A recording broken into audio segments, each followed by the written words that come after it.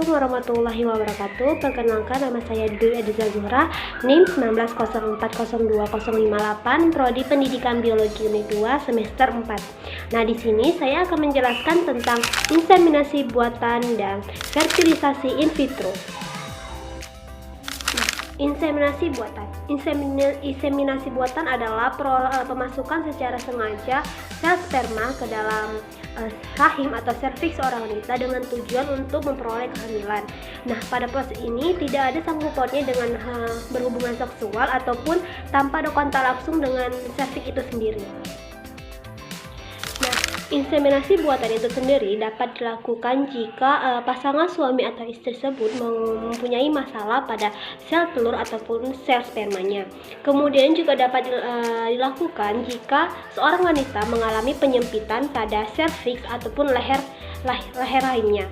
Inseminasi juga dapat dilakukan jika seorang wanita tersebut memiliki alergi terhadap sel sperma yang mengakibatkan iritasi. Dan juga bisa dilakukan jika seorang wanita yang sel telurnya tidak mencukupi. Sebelum melakukan inseminasi, ada baiknya melakukan beberapa pemeriksaan. Yang pertama yaitu saluran telur tidak tersumbat. Yang kedua yaitu jumlah sperma mencukupi minimal 10 juta per cc. Yang ketiga yaitu tidak ada masalah pada ovariumnya. Artinya di sini tidak ada penyulit jika dimasukkannya obat untuk inseminasi tersebut. Inseminasi tidak hanya dilakukan oleh manusia saja, inseminasi juga dapat dilakukan kepada hewan, salah satunya yaitu sapi. Nah, inseminasi pada sapi ini yaitu proses di mana dimasukkannya mani atau sperma dari penjantan unggul ke dalam alat kelamin betina yang dengan bantuan alat inseminasi GAN dari perantara manusia. Nah, inseminasi pada hewan ini memiliki tujuan yang pertama yaitu memperbaiki mutu genetik, dan kedua yaitu mengurangi biaya perkawinan pada hewan. Yang ketiga yaitu meningkatkan angka kelahiran, dan yang keempat yaitu mencegah penularan penyakit kelamin pada hewan tersebut. Nah, bagaimana sih proses inseminasi tersebut? Yaitu proses inseminasi dimulai dari hari kedua menstruasi pada wanita. Nah, pada saat ini biasanya diberikan obat penyubur untuk merangsang sel telur agar siap melakukan inseminasi. Nah, obat penyubur ini diberikan selama 5 hari setelah hari kedua menstruasi itu. Kemudian setelah 12 sampai 15 hari kemudian dilakukan pemeriksaan USG untuk mengecek apakah ada sel telur yang siap untuk dilakukan inseminasi. Nah, selanjutnya setelah dilihat dari USG itu didapatlah ukuran minimal 18 mili dan kemudian diinduksi ovulasi.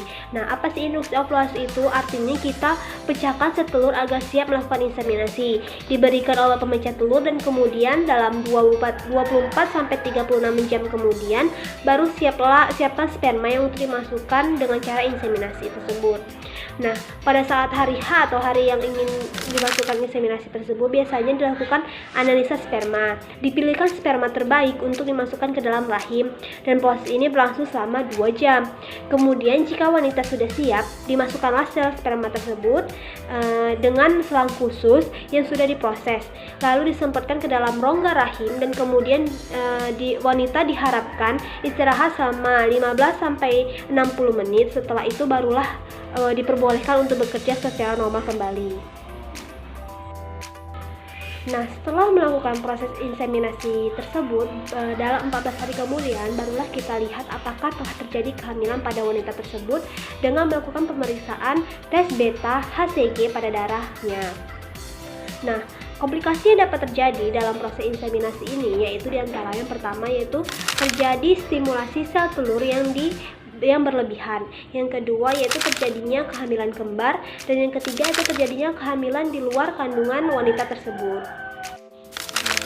Selanjutnya yaitu adalah bayi tabung atau fertilisasi in vitro. Nah, apa sih bayi tabung atau fertilisasi in vitro itu? Bayi tabung atau fertilisasi in vitro itu adalah program reproduksi buatan untuk mengatasi masalah kesuburan dalam memiliki keturunan. Nah, dalam program ini adalah sel sperma akan dibuahi sel telur di dalam laboratorium. Nah, siapa saja sih yang boleh melakukan proses atau program bayi tabung ini? Fertilisasi in vitro ini direkomendasikan kepada mereka yang memiliki masalah keturunan, misalnya gangguan fungsi sperma ataupun masalah genetik lainnya. Nah, sebelum melakukan program ini ada beberapa syarat yang harus terpenuhi dari proses ini, yaitu yang pertama itu setiap pasangan diharuskan menjalani beberapa pemeriksaan sebelum melakukan prosedur fertilisasi in vitro ini, misalnya pemeriksaan saluran reproduksi wanita dan tes untuk mendeteksi ovulasi. Tak hanya itu, untuk pasangan yang berusia lanjut ada juga pemeriksaan tambahan seperti mendeteksi respon ovarium dalam ovulasi. Nah, ada beberapa tahap untuk melakukan fertilisasi in vitro ini. Salah satu yang pertama yaitu menggunakan obat untuk mengontrol pematangan telur. Nah, ini bertujuan untuk meningkatkan jumlah sel telur yang lebih banyak dalam satu siklus ovulasi yang dipantau menggunakan USG. Nah, tahap selanjutnya yaitu sel telur akan diambil melalui operasi kecil dengan bantuan USG. Nah, tahap ketiga yaitu dilakukan pengumpulan sperma yang akan membuahi sel telur yang dilanjutkan dengan inseminasi, yaitu ketika sel telur dan sperma ditempatkan dalam inkubator di dalam laboratorium. Nah, tahap keempat yaitu ketika sudah terjadi pembuahan dan pembelahan sel, selanjutnya sel telur akan menjadi embrio dan dipindahkan ke rahim antara hari pertama sampai hari ke-6 setelah terbentuk. Nah, ada beberapa faktor atau resiko yang akan terjadi jika melakukan fertilisasi in vitro atau bayi tabung ini.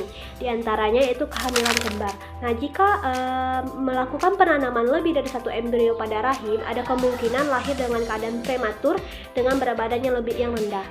Selanjutnya itu keguguran. Nah, presentasi keguguran pada wanita yang melakukan fertilisasi in vitro dengan wanita kehamilan normal itu sama saja, yaitu sekitar 15-25%.